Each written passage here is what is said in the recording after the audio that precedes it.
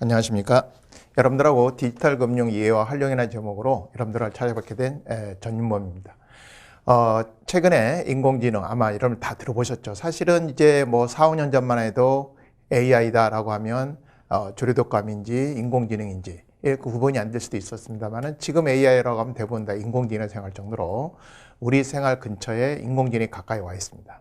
사실은 인공지능 외에도 우리 편의 집안에서 편리하게 이용할 수 있는 뭐 사물 인터넷이라든지 우리 공장에들 보면 이제 스마트 팩토리라든지 최근에 뭐 거의 매일 빠짐없이 나오고 있는 뭐 자율주행차라든지 다양한 얘기들이 많이 나오고 있습니다.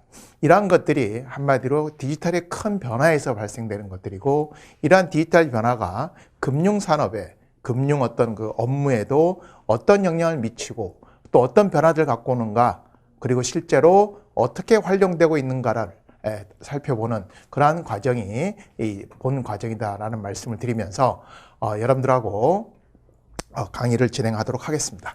자, 그러면 디지털 금융 이해와 활용은 크게 나누면 이해라고 하는 디지털 트랜스포메이션 또는 디지털 금융의 성공 사례, 글로벌 기업 중에서는 어떤 성공 사례들이 있는지 그리고 일반 글로벌 기업이 아니라 금융기관에서는 어떤 사례들이 있는지 이러한 것들을 살펴보는 이해란 부분이 있고요. 그걸 구체적으로 어떻게 활용되는가? 그럼 활용되려면 어떤 기술들이 필요하겠죠. 그리고 실제로 활용되는 뭐 빅데이터에 관한 얘기들, 인공지능에 관한 얘기들, 블록체인에 관한 얘기 이런 것들을 주로 다루는 것이 본 과정이다라는 말씀을 드리면서 구체적으로 한번 살펴보도록 하겠습니다. 자, 본 과정은 크게 두 가지로 이렇게 나눠져 있습니다. 디지털 금융 이해라고 하는 부분. 이해다라고 하는 게 디지털 트랜스포메이션. 사실은 여러분들 어떤 그 장난감의 변신 이렇게 할 때 트랜스포메이션이란 말을 많이 썼던 기억이 날 겁니다. 우리가 이 내용에서도 실제로 성공 사례에서도 보면 그 장난감 만든 주인공인 그 회사가 나오기도 합니다만은 디지털 트랜스포메이션이 뭐냐? 이런 것들에 대한 정확한 이해를 하는 그러한 내용들이 있고요. 그 다음에 그걸 좀 더 금융업종, 금융산업으로 갖고 와서 금융산업에서는 어떤 트렌드들이 있는가 이런 것들을 쭉 전반적으로 살펴보는 게 디지털 금융의 이해다라고 하는 일장이 되고요. 후반부로 가서는 디지털 금융이 실제로 활용이 어떻게 되고 있느냐 이러한 부분들 살펴보는데 그런 것들에 대한 금융 기술 구체적으로 블록체인 기술이라든지 우리 전자화폐 있죠. 암호화폐라고도 할 수 있는 블록체인 기술이라든지 최근에 정형화된 데이터 외에도 비정형 또는 준정형 데이터들을 다룰 수 있는 빅데이터 분석이라는 것들 이런 것들은 어떤 것들의 의미들이 있냐. 그 다음에 우리가 이제 머신러닝에서 최근에는 여러분들 그 이세돌 바둑 얘기 아마 매스컴에서 알파고 얘기 많이 들었죠. 딥러닝으로 진화되고 있습니다. 이러한 부분들 이런 거에 대한 이해 이런 부분들 전반적인 내용들을 다루게 되는 게 디지털 금융 기술입니다.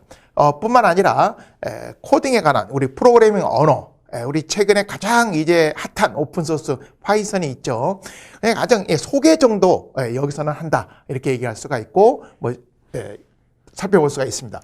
그 다음에 최근에 어떻습니까? 과거의 어떤 그 매스적인 마케팅이라면 지금은 초개인화 맞춤형 마케팅들이 가능한 배경이 되는 것이 어디에 있느냐? 바로 디지털화가 되면서 나타나는 거죠. 고객들 세그먼트하고 고객들의 니드를 더 분석하고 어떻습니까? 여러분들 과거에는 주문해 상품이 왔지만 지금은 디지털 시대가 되면서 고객이 주문할 거라는 예상하에 가까운 물류센터에 창고에 물건들을 갖다 놨다가 주문하면 몇 시간 내에 갖다 주는 로켓 배송 이런 것들이 나타나면서 고객들에 대한 어떤 서비스의 질이 높아지고 있지 않습니까? 이런 디지털 마케팅에 관한 얘기들을 다루는 것이 디지털 금융의 활용이다라고 할 수 있습니다. 자, 그러면 이번 첫째 시간 구체적으로 디지털 금융의 이해 부분에서는 어떤 세부적인 걸 다루느냐라고 하는데 여기 보시면 아시겠지만 디지털 금융의 이해, 성공 요건, 그 다음에 디지털 트랜스포메이션에 대한 금융회사들이 어떤 모습이냐, 그 다음에 글로벌 금융회사들은 어떤 사례들이 있느냐, 그리고 우리나라는 사실 좀 늦었죠. 늦었다라고 하는 것은 뭐 금융회사가 늦었다 이렇게 보보다는 개인정보 보호라고 하는 그런 부분에 있어서 유럽이나 이런 데에 비해서 상당히 늦었습니다. 물론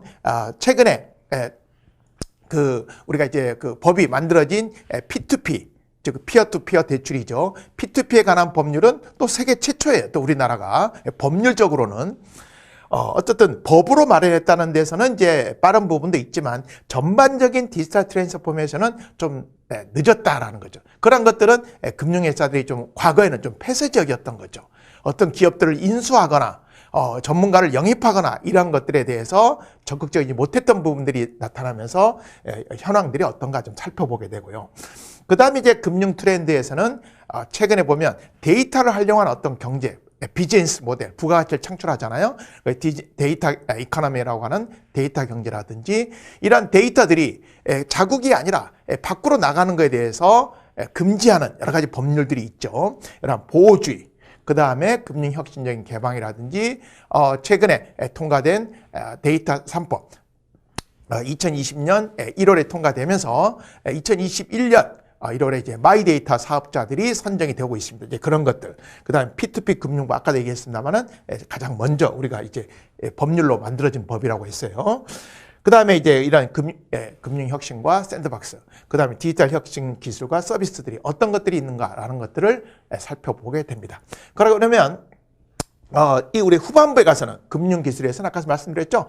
우리가 이제 크라우딩 컴퓨팅. 요즘은 이제 크라우딩 컴퓨팅을 떠나서, 뛰어넘어서 이 속도의 전쟁이 나타나 보니까 엣지 크라우딩의 개념이 나타나고 있습니다. 이런 것들 살펴보게 되고, AI 기술에 대한 머신러닝, 딥러닝, 뭐 이런 것들 살펴보게 되고, 빅데이터 분석에 관한 얘기들, 그 다음 블록체인에 관한 얘기, 그 다음에 코딩에 관한 프로그래밍 언어 정도의 소개, 뭐 이런 것들을 이제 다루게 됩니다. 디지털 금융 마케팅에서는 아까 얘기했죠. 세대별 특징이라든지 지금은 구독 경제, 요 뒤가 설명드리겠습니다만은 내가 매달 얼마씩 내면 뭐 컨텐츠를 무료로 볼 수 있는 여러분 잘 알고 있는 넷플릭스라든지 뭐 제가 입고 있는 와이셔츠도 뭐 일주일에 한 번씩 갖다 주는 구독형이 가능하고 그렇죠? 이런 구독 경제로 가는 부분들, 그만 스마트형 점포의 전략, 뭐 비대면 채널. 요즘은 이제 계좌 개설하기 위해서 창구에 가는 경우가 많지 않죠. 이런 비대면 개설. 그 다음에 오프라인과 온라인이 연결되는 옴니 채널. 그 다음에 깁 이코노믹 트렌드. 깁 이코노믹 트렌드라고 하는 건 어떻습니까? 직원들을 고용하지 않고 이런 우버 같은 경우 종업 운전사들을 하는 게 아니라 누군가가 그 플랫폼에 참여해서 누군가가 운전할 수 있고 손님들을 이용하는 거죠. 그러니까 잠깐 이 고용되는.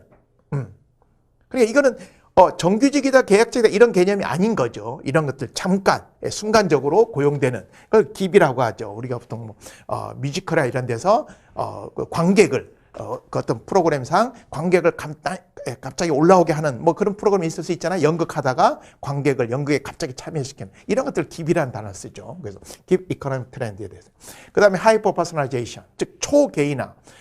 결국 맞춤형인 거죠. 고객에 대한 어떤 니드에 대한 세밀한 어떤 분석을 통해서 마케팅이 일어나는 무분별한 매스 마케팅이 아니라 이런 것들이 가능한 것이 바로 데이터 경제 시대에서 가능한 이런 것들을 후반부에 가서 살펴보게 됩니다. 자, 그래서 이번 1회차 첫째 시간은 디지털 트랜스포메이션. 디지털 트랜스포메이션을 간단하게 DX라고 많이 표시를 합니다. 그래서 어쨌든 디지털 트랜스포메이션에 대한 이해를 살펴보는 시간을 갖겠습니다. 자, 뭐 디지털한 말 이런 거 뭐 안 들어보신 분 없습니다. 그런데 우리가 워낙 많이 쓰지만 한번 어원을 잠깐만 보죠. 디지트, 라틴에서 손가락이란 뜻인데 이 손가락이라는 말이 왜 나왔느냐? 이 손가락으로 하는 여러 가지 뭐 우리 밥을 먹을 때도 하고 여러 가지 사용하지만 많이 쓰는 게 뭡니까? 수를 셀 때. 근데 손가락이라는 게 분명하게 수가 딱딱딱 떨어지는 수잖아요. 그러니까 우리가 이제 어떤 그 이산적인 숫자, 그 디스크리트 값이죠. 컨티뉴어스한 연속적인 값이 아니라 디스크리트하다라고 하는 뜻을 갖는 게 이제 디지트입니다. 그래서 우리가 컴퓨터가 초기에 이진수 0과 1로만 설명되는 이런 거지 않습니까? 그래서 디스크리트한 값을 갖게 된다. 그래서 이런 것들의 이제 상대적인 얘기가 뭐냐면 아날로그죠. 아날로그라고 하는 것은 이 컨티뉴어스한 거, 연속적인 값이에요. 물리량. 그러니까 이게 딱 어떤 값이 숫자로 딱 떨어진, 정수로 떨어지는 값이 아니에요. 무슨 이야기겠죠? 우리가 엄밀히 말하면 인간의 키라고 하는 것은 우리가 보통 키가 얼마냐? 그러면 170이다, 180이다 이렇게 말하지만 정확히는 180점 얼마겠죠? 그렇죠? 정확히는 사실은 굉장히 재기가 어려워요. 이런 것들이 좀 아날로그적이다. 그러니까 여기서 우리가 중요한 게 뭐냐면 디지털 트랜스포메이션, 디지털 전환적인 어떤 기업의 변신을 할 때 이 디지털이라는 말을 이렇게 많이 쓰는데 이게 분명하단 말이죠. 손가락으로 셀 수 있다. 정확하잖아요. 그래서 디지털 트랜스포메이션에서 성공한 기업들의 대표적인 어떤 그 성공 경을 보면 목표가 분명해야 된다는 거죠. 왜 우리가 디지털 트랜스포메이션 하느냐? 단지 진보된 기술만을 도입하는 것이 디지털 트랜스포메이션이 아니다라는 거죠. 기업 전체가 완전히 디지털 기업으로 바뀌어야 된다라는 거죠. 분명해야 된다. 라는 것을 여러분들이 이 단어에서 좀 생각했으면 좋겠다라는 말씀을 드리기 위해서 제가 이 원을 먼저 말씀드리는 겁니다. 여러분 가끔 보면 이제 우리 컴퓨터의 정보의 최소한의 비트 많이 들어봐 있잖아요. 이 비트라는 단어가 바이너리 디지트. 바이너리라는 건 뭐예요? 두 가지에, 그쵸? 0 아니면 1. 그 바이너리 디지트의 약자가 이제 비트다. 그러니까 디지트란 말이 나오는 거죠. 이러한 것들이 이제 최소 단위고, 이러한 것들이 모여서 어떤 그 일정한 문자가 되는 것들이 이제 바이트가 되는 거죠. 그래서 8비트 통상이죠. 일반적으로 이제 8비트가 1바이트라고 얘기를 하는 거죠. 그래서 자, 일단 정의를 한번 써봤는데, 디지털 트랜스포메이션이라는 것은 새로운 디지털 기술, 그러니까 새로운 디지털 기술이 굉장히 빠른 속도로 나타나는 배경 중에는 데이터 경제가 있다라는 거죠, 여러분들. 그렇죠? 과거에는 뒤에 가서 배우겠습니다. 정형화된 데이터, 뭐 어떤 그 우리가 숫자로 나열됐거나 어떤 뭐 엑셀이라든지 파일이 딱 떨어지는 우리 확실한 정형화된 스트럭처, 즉 규격화된 스트럭처되어 있는 데이터만 있었지만 지금은 어떻습니까? 비정형화된 데이터. 그렇죠? 뭐 사진이라든지 사물 인식이라든지 다양한 이런 비정형 데이터 또는 준정형 데이터들이 그런 것들을 컴퓨터로 처리할 수 있는 기능이 많아지는 거죠. 과거에는 여러분들 CPU라고 하는 게 했지만 지금은 GPU 개념으로, 최근에는 보면 DPU 또는 NPU라고 하는 개념으로도 많이 얘기들이 되고 있습니다. CPU라고 하는 것이 사실은 GPU라고 보면 이 CPU는 한 번에 우리가 이제 이런 비유를 하죠. 여기 있는 물건을 저기다가 옮기겠다라고 할 때 CPU의 중앙 처리 장치의 어떤 거는 우리 덤프 트럭으로 얘기할 수 있는 거죠. 덤프 트럭이면 한 번에 물을 많이 싣고 여기서 저로 갈 수 있죠. 그런데 GPU 같은 경우는 어떻습니까? 스포츠카로 예를 들 수 있죠. 스포츠카는 어떻습니까? 덤프 트럭보다는 여기서부터 여기까지 속도가 굉장히 빨리 왔다 갔다 할 수 있죠. 물론 CPU보다는 용량이 작을 수는 있지만 굉장히 빠른 속도로 왔다 갔다 할 수 있는 거예요. 그러니까 연산 기능, 우리가 연산 처리 장치에 있어서는 GPU가 월등히 높게 나타날 수 있죠. 그래서 여러분들 노트북을 사든 뭐 컴퓨터에서 보면 이 GPU와 관련된 이런 것들이 장착되면 노트북 값이 100만 단위가 아니라 100만 원 단위가 아니라 200만 원 이상 훨씬 높은 가격으로 점프를 해버리죠. 여러분들 이 GPU 하면 세계적인 기업 떠오르죠? 엔비디아죠. 그래서 엔비디아의 주가가 어떻습니까? 굉장히 많이 올랐던 그런 것들을 볼 수가 있습니다. 그러니까 이러한 것들이 컴퓨터의 발전 등이 나타남으로써 이런 것들을 통해서 혁신적인 상품들이 나올 수가 있고 이 과정, 프로세스의 변화가 나타날 수가 있다는 거죠. 그렇죠? 뭐 예측 기능이 강화되고 그럼으로써 이런 것들 기반으로 비즈니스 모델을 만들어낼 수 있는 거, 이런 걸 우리는 디지털 트랜스포메이션이다. 그러니까 디지털이라는 말은 이제 우리말로 번역하지 않으니까 결국 트랜스포메이션이다라고 하는 것은 변화라고도 합니다만은 보통은 전환. 그러니까 어떤 디지털로의 전환이다라는 말을 우리는 디지털 트랜스포메이션이다라는 말씀을 드릴 수가 있는 거죠. 그러니까 보시면 아시겠지만 단지 새로운 기술만 접목시키는 게 아니라는 거죠. 그런 것들로 인해서 혁신적인 상품이 나오고 프로세스 자체가 변하는 거죠. 그래서 어때 요즘 보면 RPA라고 해서 로봇 프로세스 오토메이션이라고 해서 사무 자동화라고 하는 것들도 나타나는 거죠. 과거에는 ERP 시대였었죠. 이런 것들에서 사무 자동화 이런 것들이 나타나는 거죠. 이런 것들을 정의로 내릴 수 있다는 걸 여러분들 생각을 좀 하시면 좋겠고요. 자, 그래서 이러한 디지털 기업들은 결국 그 어떤 면에서 갖춰지느냐? 여기 보시면 알겠지만 컴퓨터 자원이라든지 알고리즘, 데이터 이런 것들 기반으로 해서 이 디지털 인프라가 만들어진다라는 거죠. 그렇죠? 그리고 이러한 것들이 업무의 어떤 과정에서 나타나고 그게 결국 조직화되고 전략화되는 이러한 것들이 갖춰진 기업이 우리는 디지털 기업이다라고 하고 있는 거죠. 그래서 여러분들 이런 것들 우리가 좀 생각하고 이런 디지털 기업들이 결국은 우리 미국의 주식시장에서 대박을 터뜨리고 있죠. 그래서 여러분들 전설의 그 동물이죠. 이마에 그 뿔이 하나 나와 있는 유니콘이라고 하는 말이 나오는 거죠. 그래서 유니콘이라고 하는 이 10억 불이 이상이 되는 기업들이 나오는 거죠. 이 유니콘의 10배, 뿔이 10개라고 하는 데카콘. 여러분 이제 그 통신회사 중에 그 유명한 언론사인 그 블룸버그 있죠. 거기서 가장 먼저 썼던 데카콘 기업이라고 하는 것은 이제 100억 불.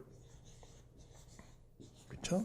이런 이상의 스타트업 기업들이 나오는 것들이 데카콘 기업이다. 뭐 여기서는 유니콘, 유니라는 말. 여러분 우리 컴퓨터 역사에서 보면 유닉스라는 기업들이 나오잖아요. 유니, 하나, 유일한 뭐 이런 뜻이잖아요. 그렇죠? 유닉스, 유니콘, 뿔이 하나다. 데카콘은 10개인 이런 것들이야. 그러니까 이런 기업들이 기본적으로 어떻다? 디지털 기반의 디지털 베이스의 비즈니스 모델을 갖고 있고 또한 이런 플랫폼들을 이렇게 갖게 된다라는 거죠. 이러한 배경에는 이 데이터 경제가 시대가 열렸기 때문에 가능한 거다라는 말씀을 드릴 수가 있습니다. 이러한 데이터에서도 보면 많은 사람들이 공유할 수 있는 이런 오픈 데이터가 있고 그러한 것들이 뭐 속도감이라든지 양이라든지 뒤에 가서 이제 빅데이터 얘기를 하겠습니다만은 속도의 문제, 양의 문제, 실시간 생성의 문제, 가치의 문제 이런 것들 갖고 이제 우리는 빅데이터라는 정의를 내리고 있습니다. 그리고 정보의 주권, 데이터의 주권, 데이터가 누구한테 있느냐? 이런 개념에서 마이 데이터. 여러분들이 어떤 카드를 사용했어요. 그러면 우리 카드 흔적, 트레이스가 남잖아요. 그러면 그 카드를 사용한 흔적은 카드사 재산이냐? 개인이 거냐? 이제 정보가 결국은 개인의 주권으로 넘어온, 즉 과거 데이터가 조직 내의 데이터라면, 조직 내부의 데이터라면 그게 이제는 개인의 데이터로 넘어오는 시대가 이제 바뀌고 있다는 게 마이 데이터 시대죠. 이러한 것들로 인해서 뭐 자산 관리를 하는 어떤 뱅크셀러들 이런 회사들이 출현이 되게 되는 거죠.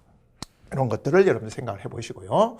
그래서 이러한 디지털 트랜스포메이션과 관련해서는 여러분 다보스 포럼 2016년 스위스 다보스에서 이제 4차 산업혁명이라는 말을 만드는 거죠.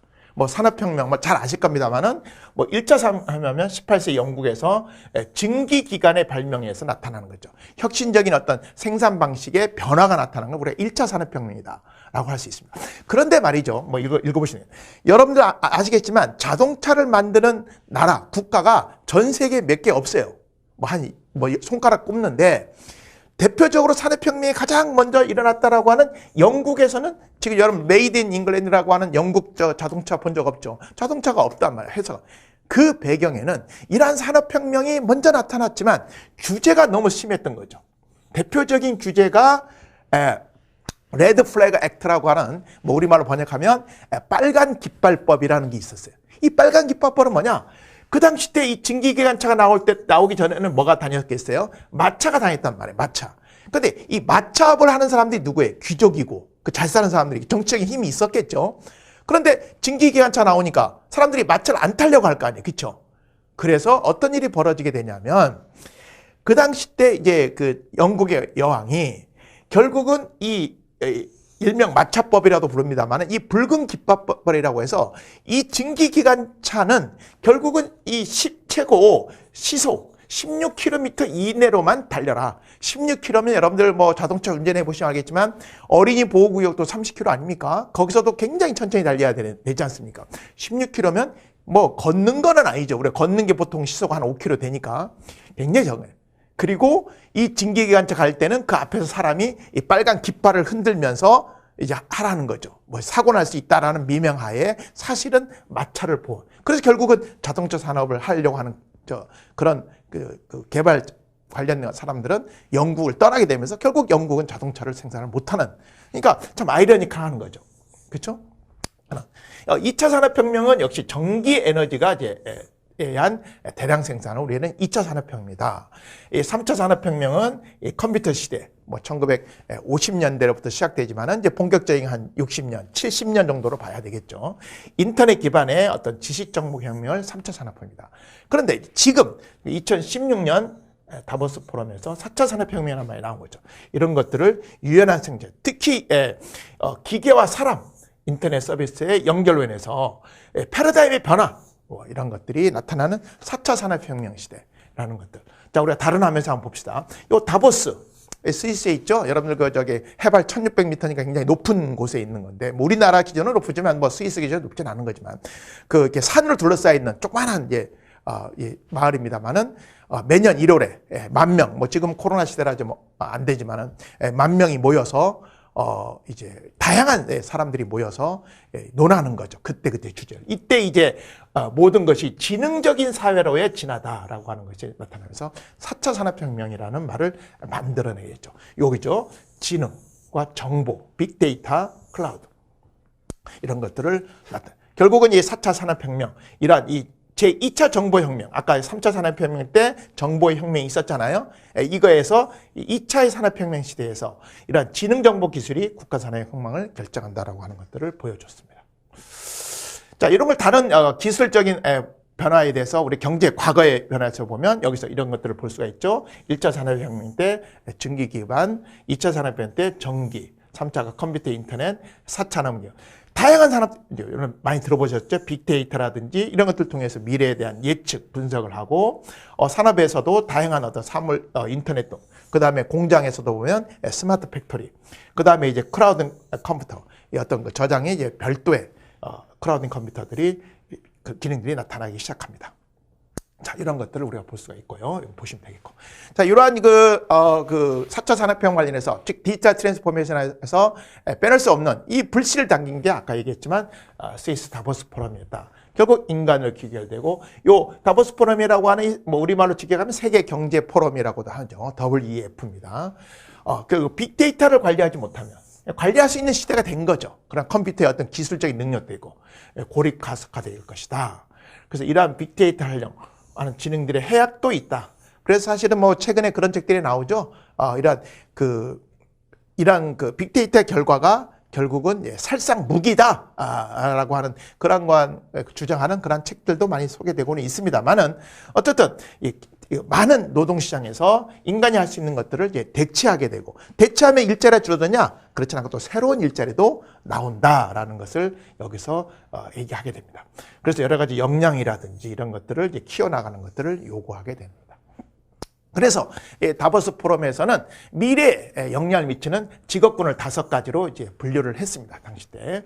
그래서 조직 일자리 수요 변화가 일어날 것이다. 유망한 어떤 일자리 이런 것들 보시면 프로세스 관리라든지 오퍼레이션 매니저라든지 프로젝트 매니저라든지 이런 것들을 앞으로 이제 좀 뭔가 이제 그 유망한 일자리를 얘기했고, 특히 리더십에 있어서는 뭐를 요구합니까? 수평적. 뒤에 가서 얘기하시면 우리 디지털 트랜스포메이션 성공한 기업들이 보면 다 수평적인 기업들이에요. 공유하고. 그 다음에 이제 세계와 다양한 일자리 창출을 하게 되는데, 특히 여기 보시면은 뭐 이러한 부분들도 유망한 직종이다. 이렇게 소개를 하고 있습니다. 참고로 보시면 되겠어요. 눈에 띄는 건 역시 여기죠. 사물 인터넷 전문가라든지 앱 개발자. 최근에 보면은 뭐 개발자 구하기가 너무 어렵다랄 정도로 어렵습니다. 사이버 보안, 뭐 이런. 그 다음에 우리가 이제 좀 들여다보고 있는 거죠. 데이터 분석가, 데이터 사이언스, 핀테크 전문가, 뭐 AI 전문가, 뭐 다양한 용어로 씁니다만은 크게 얘기하면 데이터 사이언티스트라고 얘기하죠. 이런 것들이 앞으로 유망한 직종이다. 뭐 여기도 이런 것들을 얘기할 수가 있습니다. 자, 그래서 아까도 제가 여러 번 얘기하고 온 겁니다만은 디지털 트랜스포메이션이 가능한 배경에는 이 어떤 그 컴퓨터의 성능의 변화가 나타난다고 할 수 있죠. 여러분 컴퓨터 하면 떼낼 수 없는 사람이 앨런 튜링이죠. 여러분들 그 이미테이션 게임으로 많이 알려져 있습니다. 뭐 자살한 배경과 관련해서는 그 부분에서 이제 여러분들 그 애플이라고 하는 컴퓨터, 즉 맥, 과거 이제 맥킨토시죠. 그 사과의 하나의 품종의 이름이 맥킨토시인데 거기서 이름을 따왔지만 또 이 사람의 중국과 관련한 것도 또 사과가 관련돼 있죠. 그래서 애플의 그게 아니냐라고 하는 부분. 어쨌든 간에 이런 그 1950년대부터 50년 전후로 해서 사실은 우리 이제 뒤에 가서 나중에 배우겠습니다. 기계학습이라고 하는 머신러닝이 나오긴 나와요. 그러나 컴퓨터의 어떤 그 성능의 저하로해서 사실은 계산 논리 이런 것들이 안 돼요. 안 데다가 1980년대 이후에 여러 가지 신경망 연구가 등장했지만 데이터가 없었던 거죠. 데이터가. 그러나 어떻습니까? 지금은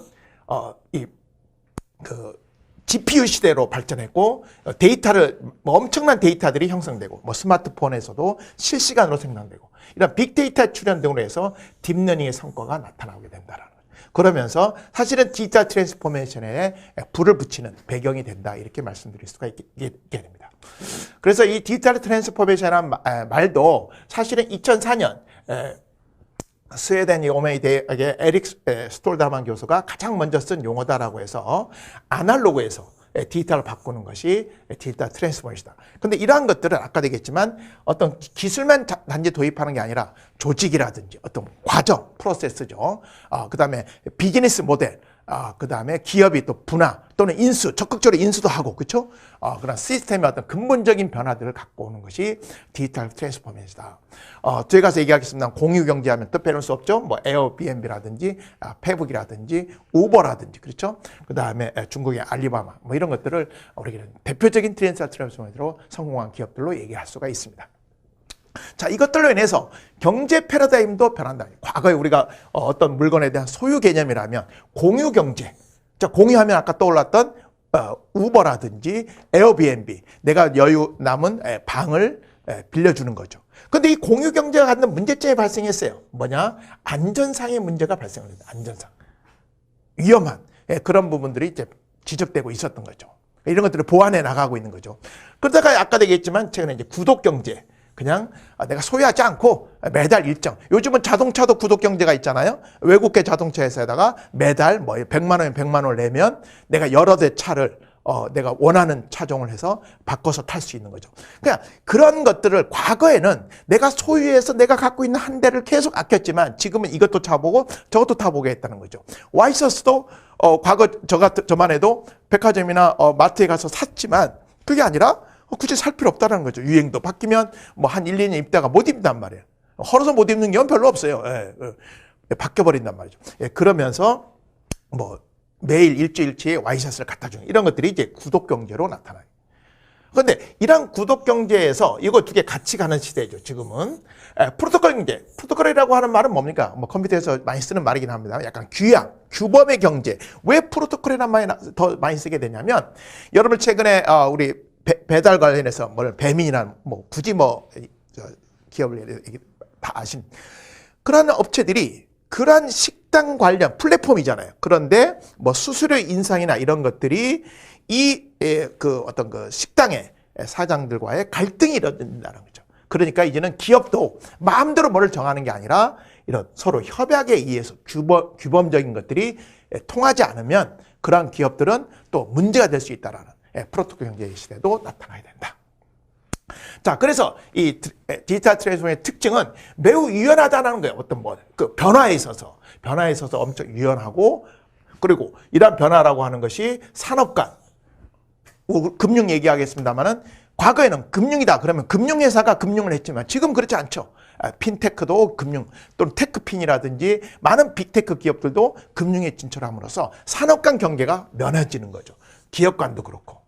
그래서 또는 아까 옴니 채널이라 하겠지만 오프라인과 온라인의 어떤 경계가 무너지는 거죠. 최근에는 오프라인만 했던 과거에 우리 마트들이 요즘 어떻습니까? 새벽 배송 시작하고 있지 않습니까? 이런 것들이 결국은 온오프 통합한 비즈니스 모델, 옴니 경계가 무너진다. 유연성이라는 거죠. 굉장히 이게 우리가 디지털 트랜스포메이션이 갖는 특징이다. 그 다음에 스피드, 뭐 챗봇 상담이라든지 이런 것들.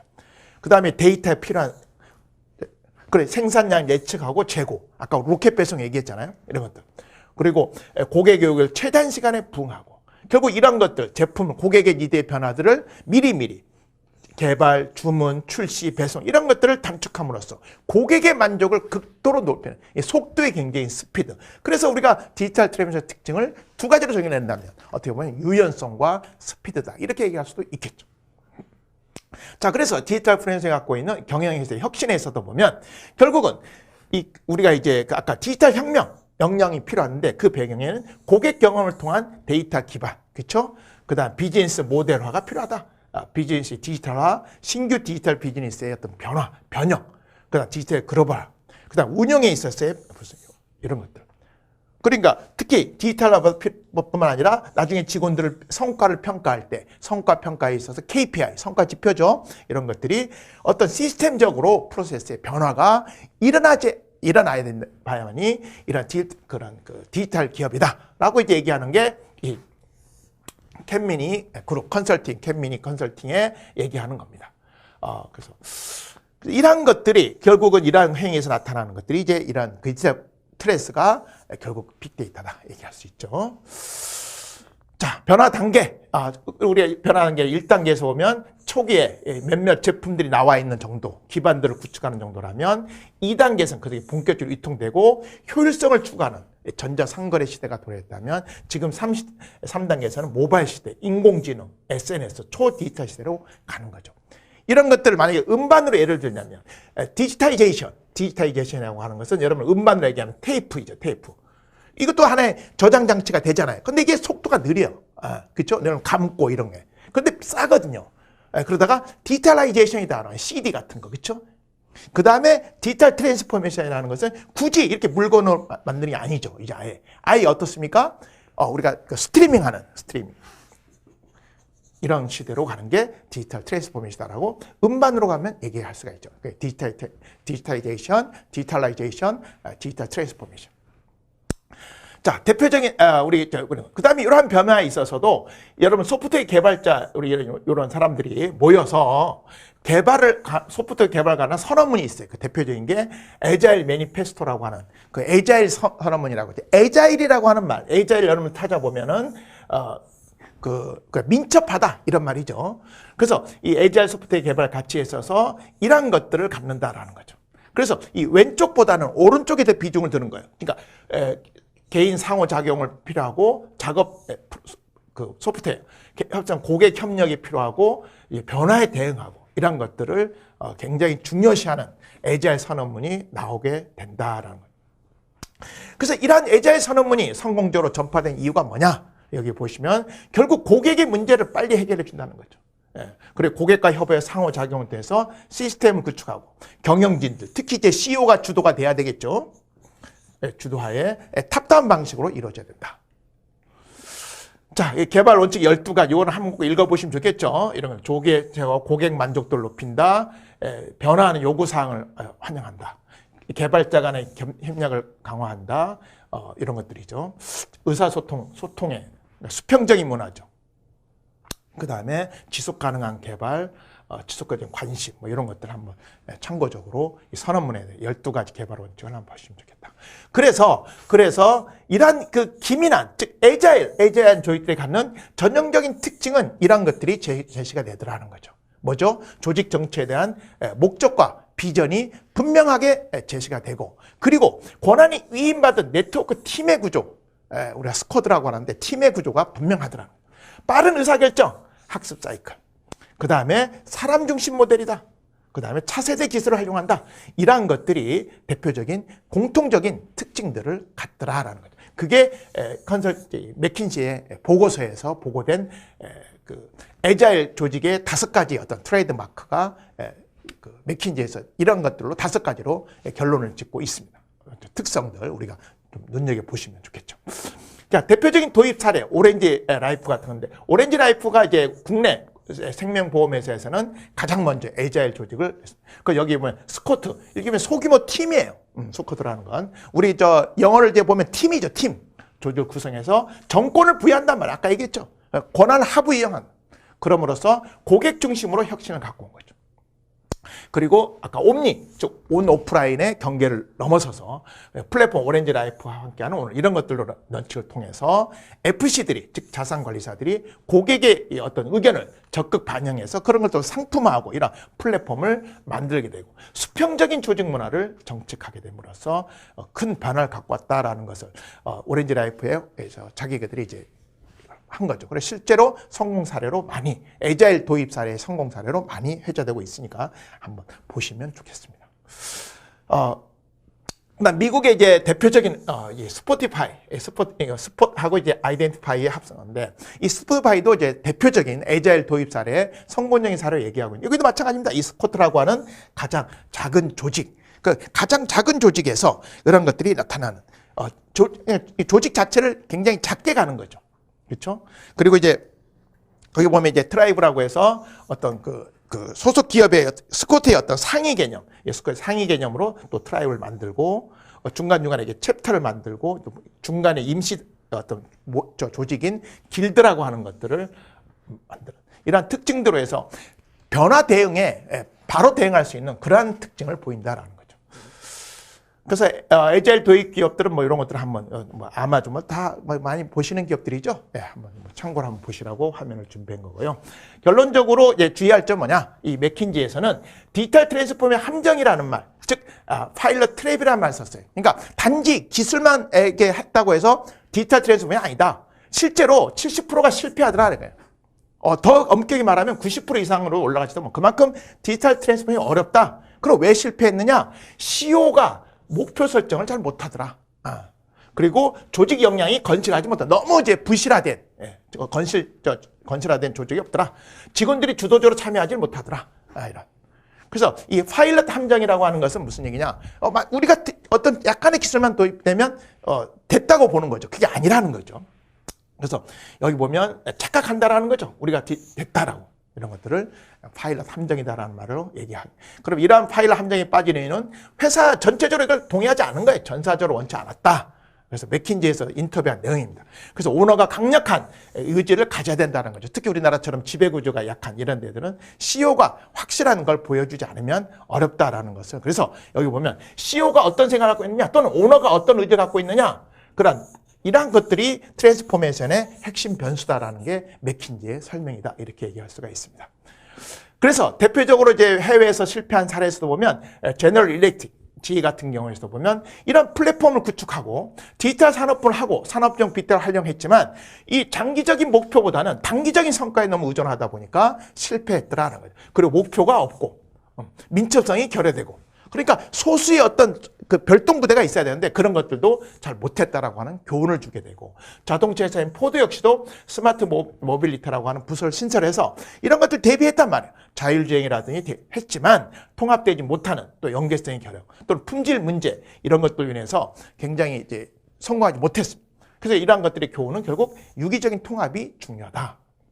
뿐만 아니라 P&G 역시도 생활용품 하면 떠오르는 회사죠. 아이보리빈 아주 유명한 데인데 디지털 변신했지만 목표가 비슷합니다. 품질 분석을 부족하고 이런 종합적인 환경 검토가 잘 안 되고 전략과 연결이 안 되고 그러다 보니까 투자 대비 성과가 미비함으로써 실패한 사례가 됐다. 결론적으로 실패한 기업들은 큰 조직보다는 작은 조직으로 시작해야 되는데 작은 조직으로 자주 실패하더라도 작게 해야 되는데 그런 것들이 잘 안 되더라라는 거. 그래서 이런 반드시 비즈니스 모델, 단순 기술만 도입하는 게 아니라 비즈니스 모델 자체를 바꿔야 된다라는 거죠. 그러니까 단지 기술만 적용한다고 해서 디지털화는 아니다.